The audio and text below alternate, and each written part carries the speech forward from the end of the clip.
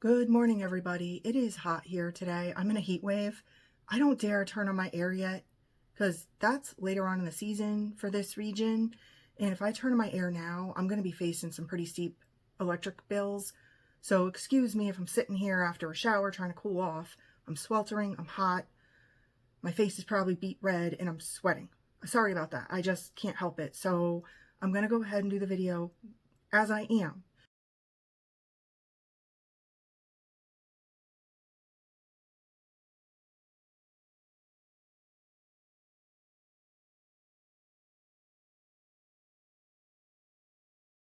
From somebody in their 50s looking out, somebody in their 50s who talks to people, somebody in their 50s who has helped people of younger generations get through difficult times.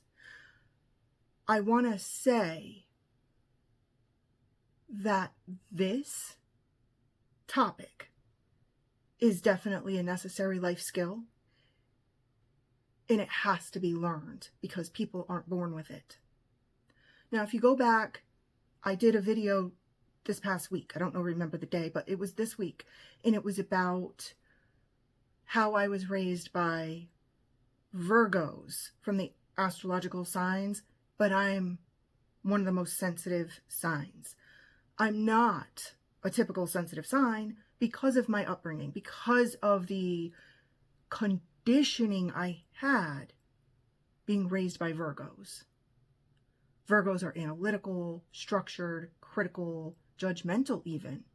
I'm not saying it's a bad thing. I'm just saying that's how I was raised. And if I wasn't raised with people that were Virgos, I may be a completely different person. I might have turned out more to a sensitive person, as in my character of the zodiac sign suggests.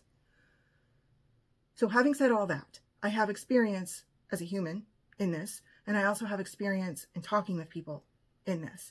And that's why it's such an important message to get out.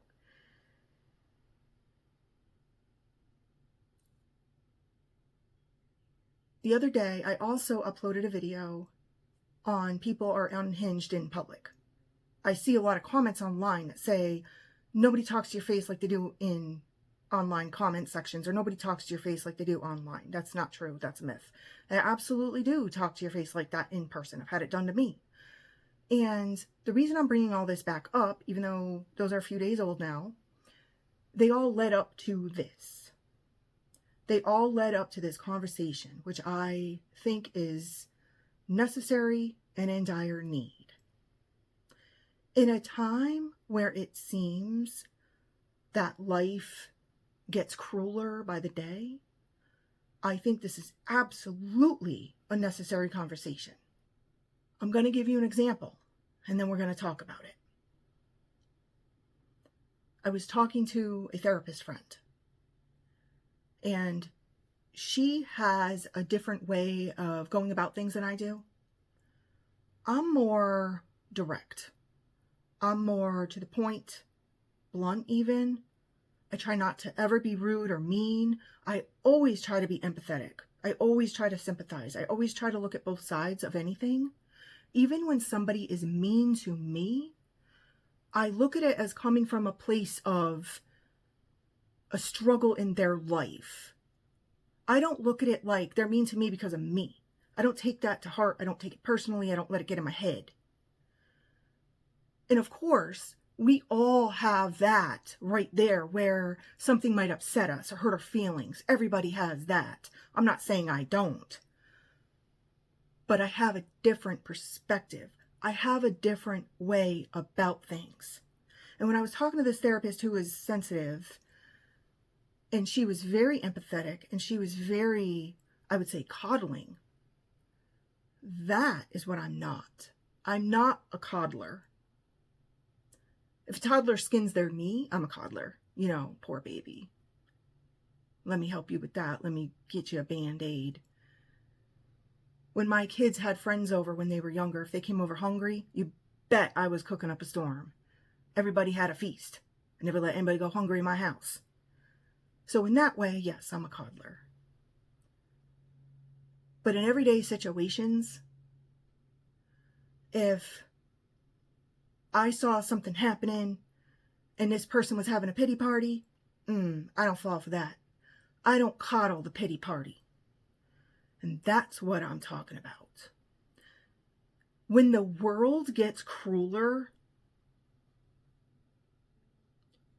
we have to look at things from a different lens so that we don't absorb the cruelty ourselves and we don't let it wash the shine off our diamonds.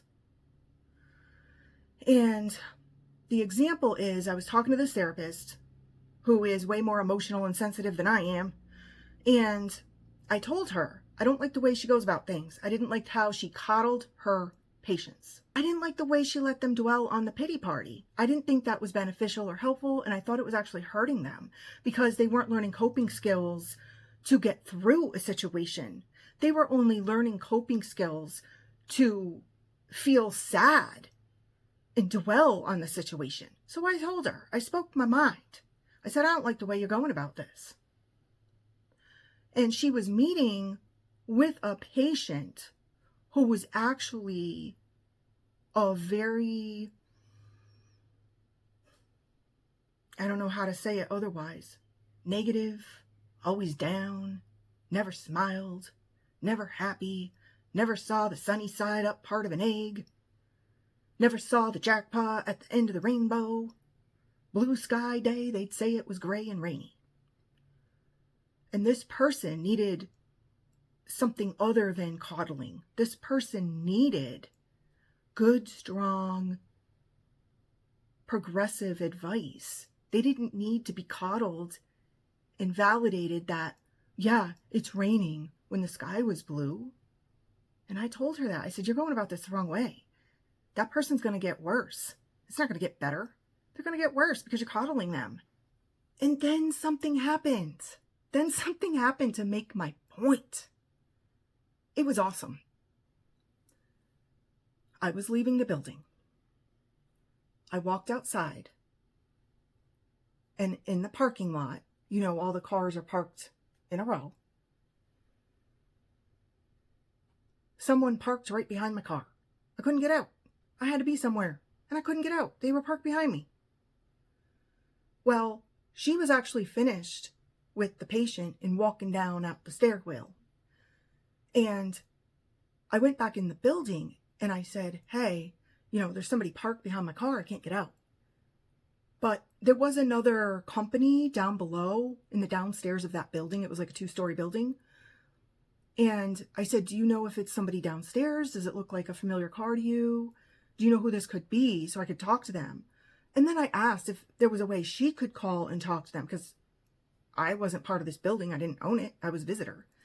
And they said, no, nobody there could call over there. They didn't know who it was. Maybe it was a customer of downstairs. They didn't want to get involved. They felt it was my problem, even though it was their parking lot. So I said, okay, well, then I'll handle it. And just as I started to head down the sidewalk to go down into the basement of this building, this woman, she flew up around the corner and she was so angry. I wasn't even angry. I was just like, move the car, you know? And she looks at me and she goes something like, you shouldn't park there. There's only so many spaces. But the fact is, where I was parked was on, say, like the right side of the building. And that's where this office was that I was visiting. This person was down below and they actually had the whole left side and then down below in another parking lot to park. So there was absolutely no reason for this person to park behind me on the right side of the building. And I had done no wrong. This was not like a marked parking lot that said you can only park here for this business or only park here for this business. It wasn't like that at all. There were no signs. But I had parked on the appropriate side of the building closest to the door where I was going to be at. So she was completely in the wrong. And if I would say so. You know, if I had parked in a spot right up against their door, that's my bad, you know, but it wasn't. I was parked on the right side of the building. And I explained to her this. I said, well, technically, you know, I am on this side of the building. You're coming from that door, which is on that side of the building and down below. And I said, so I don't know why you parked behind my car of all the cars in the parking lot. There were probably about 50 spaces in this parking lot to begin with, and not all were full. It was a pretty crowded parking lot that particular day. I don't know why, but not all spaces were full. She could have parked somewhere else. And she just started going off on me. And I was like, it's not my first time somebody's gone off on me about parking. Things like that happen. So I was just trying to like, okay, just move your car. I didn't want to argue with her. I didn't want to fight with her. I didn't want to dwell on this. Just like I had told the therapist, I don't want to dwell on the negativity, the pessimism, the bad day, the gray sky. I just want to get through whatever it is. And I said, how about this? How about please move your car so I can get out, and then I'll be out of your hair and you can park in my spot. That's what I said. Thought I was being reasonable. Well, this woman did not think I was reasonable at all. She started going off worse. I don't have time for that. You know what I'm saying? I just don't. And I looked at her and I said, ma'am, I don't really have time for this. I don't know why you're upset with me. I don't even know you. I said, obviously, we're both visitors of this building. I don't know you. I'm not trying to upset you. I'm not trying to be in your way. I'm not certainly trying to block you or, do anything to you. I just want to get through this. So can we please just agree to move the cars? I'll move after you move. So everybody's safe. And then when I get out of your way, you can certainly have my spot. And that wasn't good enough because she was an unreasonable person. The therapist, however, instead of coming out and saying something on my behalf because she did work there and I didn't, she started hollering at me. Hollering at me. So now I got them both hollering at me. I turned around. I said, why are you hollering at me? And mind you, her patient is standing right there. They're both in that stairwell waiting to walk out. And they're watching all of this go down. They knew I wasn't the aggressor. They knew I didn't start this. This woman did. They knew my car was the one blocked in. But they weren't trying to help. So I was doing the best I could to try to figure this out just to get out of the parking lot. And she started yelling at me, and I turned around and I said, why are you yelling at me? And she said, why don't we resolve this amicably? And I just looked at her, I'm like, okay, stop right there. You know what? I'll resolve this myself. Enough of that. And at that point, like my grandfather always said, you got to take the bull by the horns. I took the bull by the horns. And I said to this woman, yelling in my face, I said, I'm going to tell you what I'm going to do. Because I'm done listening to you. I'm going to tell you what I'm going to do. I'm going to walk over to my car. And I'm going to turn it on. And I'm going to put it in reverse. And if you do not back up your car, I'll back it up for you. How's that? Is that a good resolution? The woman took off immediately, jumped in her car, and drove off. Problem solved. The therapist freaked out so bad. Oh my goodness, I can't believe you did that. Freaking out. And I was like, you really shouldn't be a therapist. I'm sorry, but I don't see how you're serving your patient at all. You're making it worse. The patient, the poor thing, started to break down and cry, got sad. The therapist blamed me. If you had just worked this out amicably. That is the problem. Right there. The coddling has put people in a bubble. They don't know how to protect themselves. They don't know how to approach dilemmas. They don't know how to work out and solve problems. I would have been there all day arguing with this woman. She wasn't about to have a resolution. She wasn't trying to have an amicable conversation or come to an agreement. She just wanted to sit there on that sidewalk, ream me out for something I hadn't done. The fact of the matter was, she was parked behind me and I had done nothing to her. This therapist thought the resolution would be that I should bend over backwards. No. I think this is a very important conversation to have.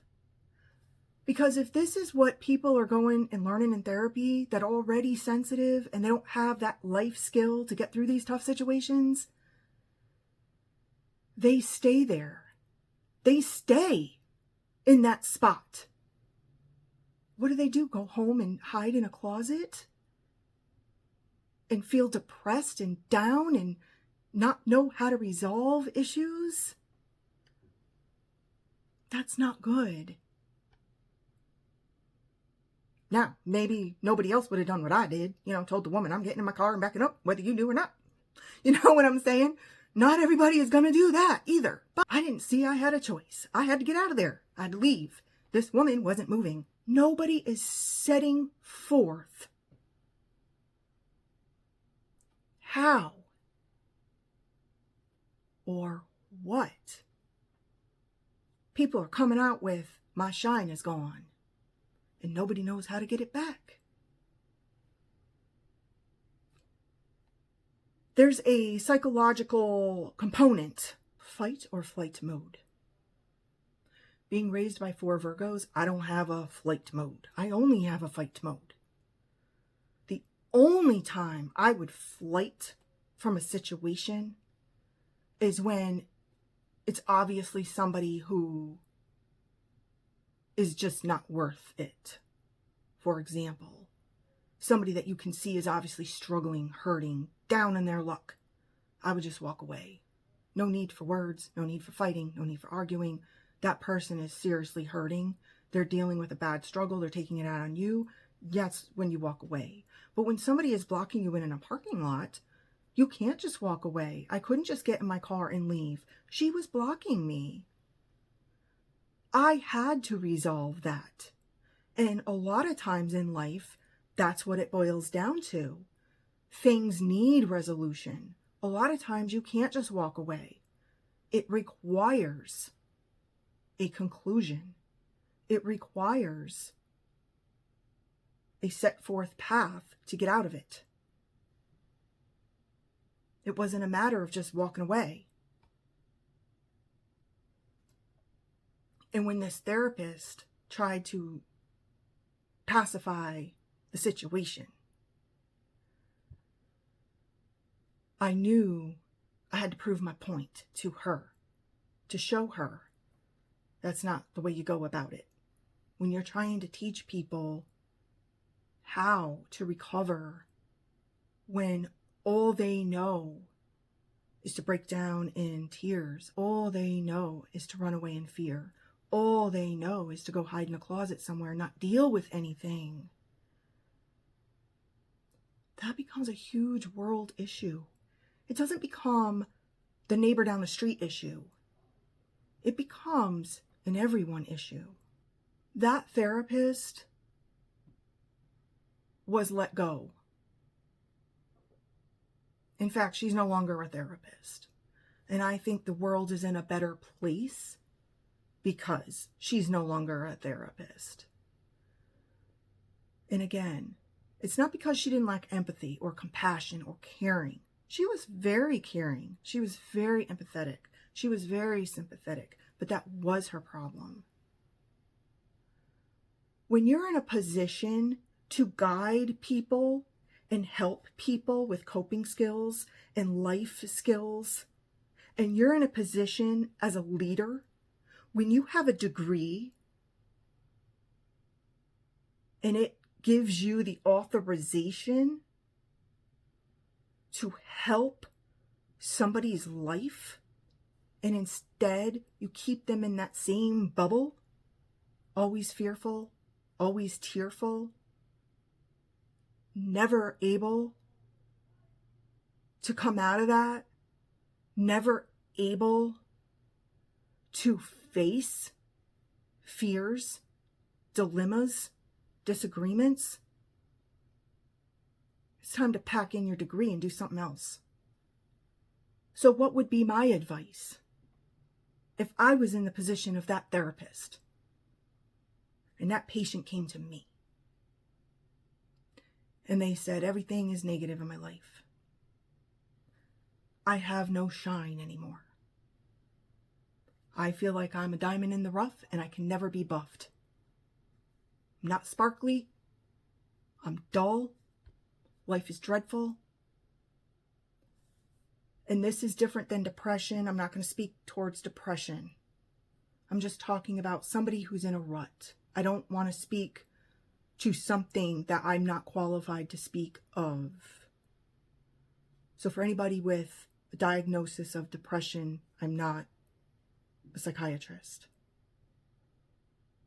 But when somebody is in a rut, somebody gets their feelings hurt, and they seek therapy to talk therapy, and they tell their therapist, hey, look, I'm feeling down. This got me down. And the therapist just wants to coddle them. It's okay to validate somebody's feelings. It's absolutely okay. It's absolutely okay to start with, I'm sorry that happened to you. Or, I know how that feels. It happened to me last week. I was at the grocery store and somebody acted like a jerk to me. You can sympathize and empathize. Absolutely. Because that's what somebody is seeking. They're seeking validation. Just as when somebody is angry and lashing out, they're seeking validation. Because it's a storm that's brewed inside of them. Something festered. And they lash out. And you may be the one they lash out to. And it doesn't feel good as the receiver. But they're seeking that validation like it's a cry for help most of the time. But you can't leave people stuck there. You can't leave people stuck in that bubble. You have to validate it, but then you have to work on it. If you just leave them stuck there, how are they better off?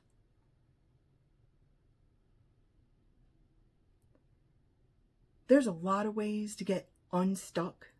There's a lot of ways to come out of that rut. I often talk about music as a coping skill. It helps me. When I go to the gym, I put my iPod on. I have 500 songs now? Nothing better than that. Me time for 45 minutes to an hour, listening to good grooving music. It helps. It helps clear my mind. It helps get me off of that rut. And I can move on from it. Sometimes it also doesn't help to say to a person, just ignore it or just let it go. Being raised by 4 Virgos, I heard that every day. Just ignore it. Let it go.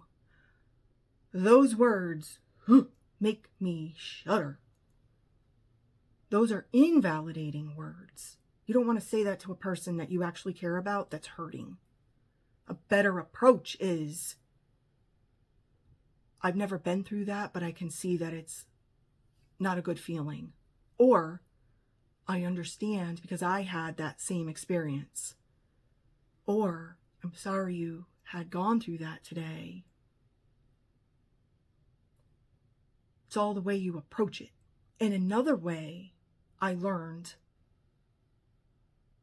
how to not get in the rut in the first place, how to not feel dragged down by the world's cruelty or mean people or things said to me, how I learned not to let that consume me.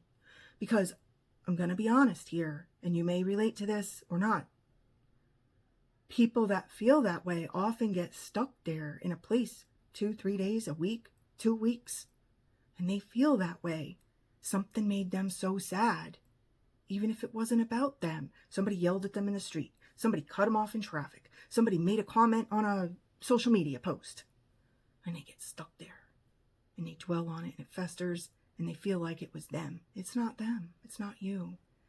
If that happens, it's never you. It's the person doing it. What's important is your reaction to it.